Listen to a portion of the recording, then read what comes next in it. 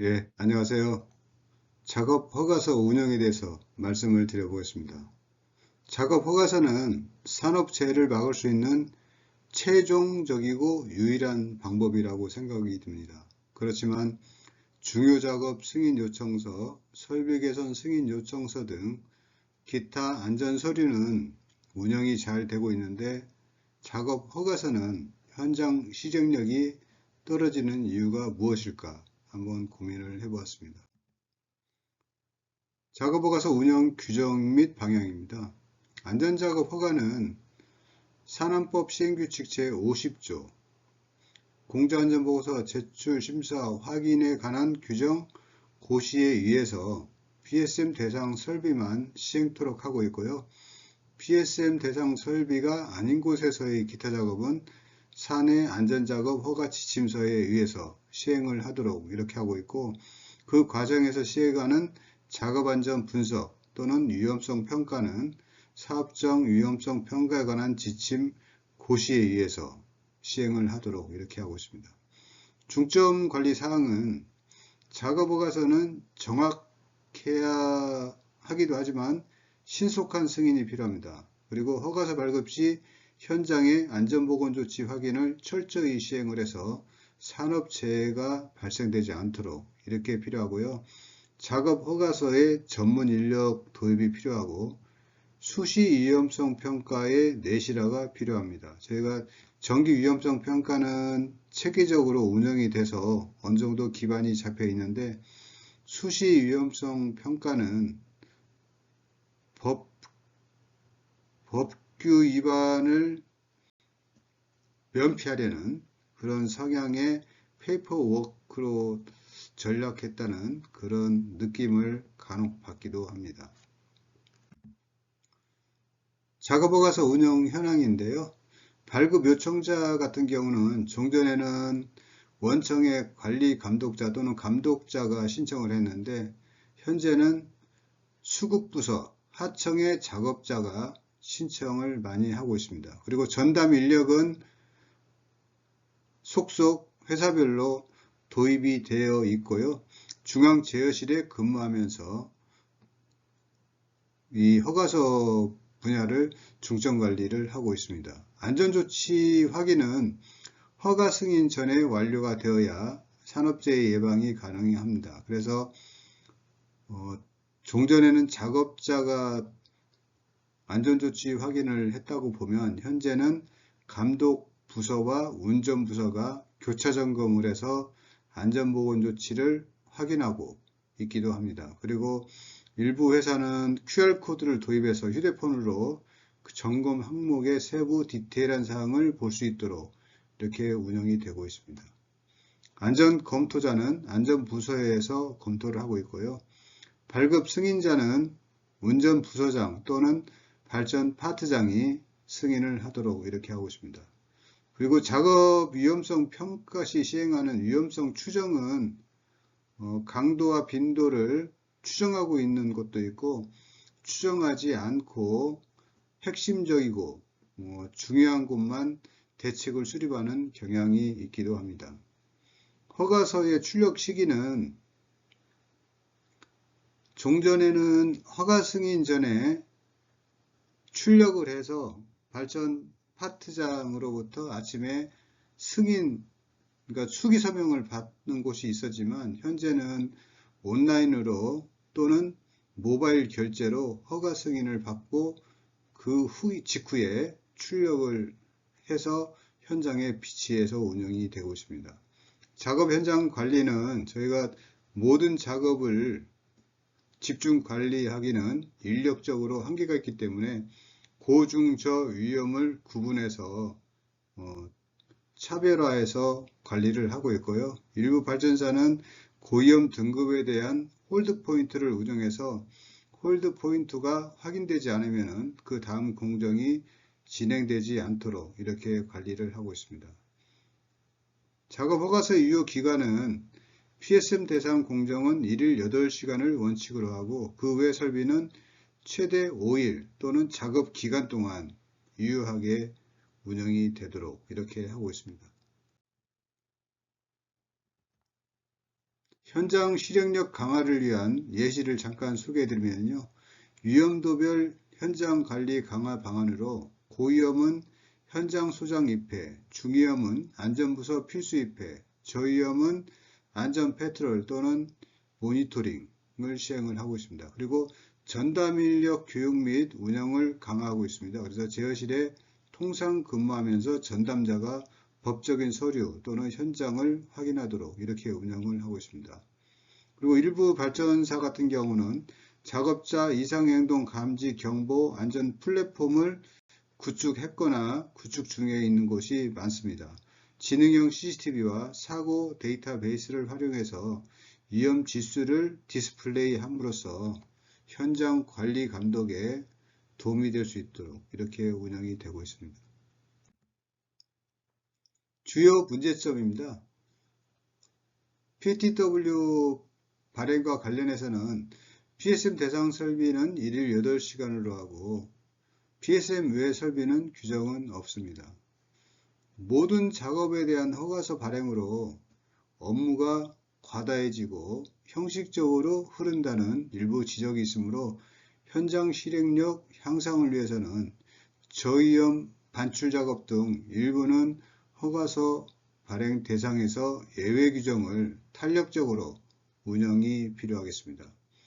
허가서 승인 조건은 운전부서장이 현장 확인 후 승인토록 코샤 가이드에 나와 있습니다. 그렇지만 일간 허가서가 20건 이상으로 발행되기 때문에 실시간 현장을 확인하면서 승인하는 것은 현실적으로 어려움이 있습니다. 그래서 설비감독부서와 현장 확인을 병행해서 이렇게 운영하는 것이 필요하겠습니다. 현장 안전관리는 공사감독부서의 공사감독자 한 명이 서너 개 현장의 안전관리를 하고 있지만 고위험 공정 위주로 수행을 하고 있는 상태입니다. 그렇지만 현장에서 간혹 보면 저위험 공정에서도 재해가 발생되고 있습니다. 그렇지만 저희가 인력적이고 효율적인 측면에서 본다면 고, 중 위험 작업 위주로 안전관리를 지속 시행할 수밖에 없는 현실이 되겠습니다. 건설공사 발주자 지휘는 작업 허가서를 승인 발행하는 경우 총괄 관리하게 되어 발주자의 지위가 상실될 가능성이 많습니다. 이는 산업재해 예방 활동의 제약 요소로 다가오기 때문에 정부에서는 이 관련 내용을 조금 해석 또는 완화가 필요할 것으로 판단이 됩니다. 위험성 평가 측면에서는 저희가 정기 평가는 잘 되고 있는데 실질적으로 산재 예방 활동에 도움이 되는 수시 위험성 평가, 즉 작업 안전 분석은 다소 페이퍼워크로 흐르고 있다는 지적이 있습니다.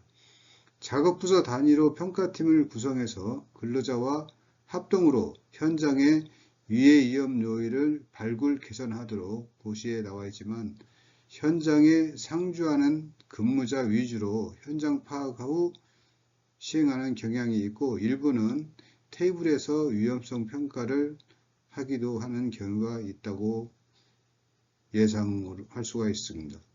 정기평가 결과를 활용해서 수시 위험성 평가에 활용하고 있어야 되는데 수시 평가 때는 타 작업과의 안전 간섭상 일부 미흡한 부분이 있겠습니다. 승인 단계별 재해 발생 요인인데요. 작업 지시서 발행 시에는 안전 공기를 보장하게 되어 있고 경상 오다를 작성할 때는 화기 작업과 보충 작업을 선택을 하도록 이렇게 하고 있고요. 세부 작업 경상 오더 내용이 확정이 되면 안전 설계를 하도록 이렇게 하고 있습니다. 이 과정에서 작업 안전 분석인 JSA 기법으로 작업 단계를 10구간으로 나눠서 그 구간별로 유해 위험 요인을 산출해서 하도록 이렇게 하고 있으며 세부적으로는 표준 작업 절차에서에 나와 있는 내용을 반영하고 근로자, 즉 작업자 전원이 참여해서 작업 안전 분석을 하셔야 됩니다. 그리고 위험성 추정은 최근 개정된 고시에 의해서 고중저로 하셔도 되고요. 강도와 빈도를 숫자로 곱해서 표기해도 되겠습니다. 작업 전 안전보건조치 확인은 공사 감독자 또는 운전부서의 직원이 원청에서 시행하는 경우가 많고요. 안전보건조치 요청은 작업자, 하청에서 요청을 하도록 이렇게 하는 곳이 많습니다. 그래서 최근 그 판례 사례를 보면은 원청의 안전보건조치 확보 의무에 대한 처벌을 더 세게 하고 있는 경향이 있기 때문에 좀 관리가 필요할 것으로 판단됩니다. 허가서를 출력해서 현장에 비치해 놓고 작업을 착수하는 경향이 있습니다. 정비작업 체계 및 재사례별 영향 분석입니다. 정비작업은 안전체험장 교육과 공사현장 특별교육, 툴박스 미팅 후에 작업을 착수하도록 이렇게 되어 있고요. 그 중간에 작업 허가서를 발행해서 안전보건조치 확보가 확인됐을 경우 작업을 하도록 이렇게 하고 있습니다. 재영향 분석에서는 아차 사고 사례를 가상으로 분석을 해보았습니다. 오더 발행, 발급 요청, 안전작업 검토, 안전검토, 안전보건조치 확인, 안전작업 허가서 승인이 단계를 3단계로 구분했을 때 재영향은 정량적으로 판단하기는 다소 어렵습니다. 그래서 가능한 안전작업 허가 절차 승인 시스템을 적절히 활용 또는 확인했을 때 재영향이 적은 것으로 판단이 되고요. 실제는 안전작업 허가 절차를 충실히 이행했어도 재해가 발생되는 경우는 불안전한 행동이나 기타 요인에 의해서 발생될 수도 있다고 하겠습니다. 안전관리 체계는 아시다시피 표준작업 절차에 근거해서 작업안전 분석과 안전작업 허가, 툴박스 미팅을 통해서 작업을 하도록 하고 있고, 작업 중에는 안전경찰의 관리감독, 안전허사의 밀착지도, 행동관찰을 시행하도록 이렇게 하고 있습니다. 허가서는 보시는 바와 같이 가독성이 있는 용지로서 운영이 되고 있습니다.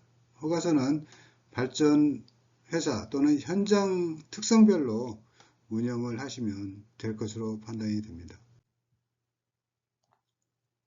화기작업 위주로 점검 사항을 정리를 해봤는데요. 화기작업이 이루어지는 지역 인근에 인화성 물질이나 독성 물질이 존재하는지 또는 도장 작업을 하는지 확인을 해야 될 필요가 있습니다. 화기장소 주변의 가스 농도는 측정을 해서 감지될 경우 작업을 중지하도록 이렇게 하고 있고요. 불티 비산 방지를 위한 조치를 취하고 보호구를 착용하도록 이렇게 하고 있습니다. 화기작업의 문제점 같은 경우는 소상히 알고 있어야 적절한 내실화된 위험성 평가가 가능하겠습니다. 수시 위험성 평가 같은 경우도 실제 가상 훈련을 통해서 스킬을 향상하는 게 필요하고요. 5월 22일 발표된 위험성 평가에 관한 고시에 의하면 변경 전 고시는 사전 준비, 유해 위험 요인 파악, 위험성 추정, 위험성 결정 이렇게 단계가 있었는데요. 그 변경된 고시에서는 위험성 추정이 위험성 결정에 포함이 되어서 소규모 사업장 같은 경우는 위험성 추정을 강도와 빈도에 의하지 않더라도, 즉 생략하더라도 가능하다는 내용이 발표가 되었습니다. 예, 이상 작업 허가서의 운영 현황에 대해서 말씀을 드렸습니다. 예, 수고하셨습니다.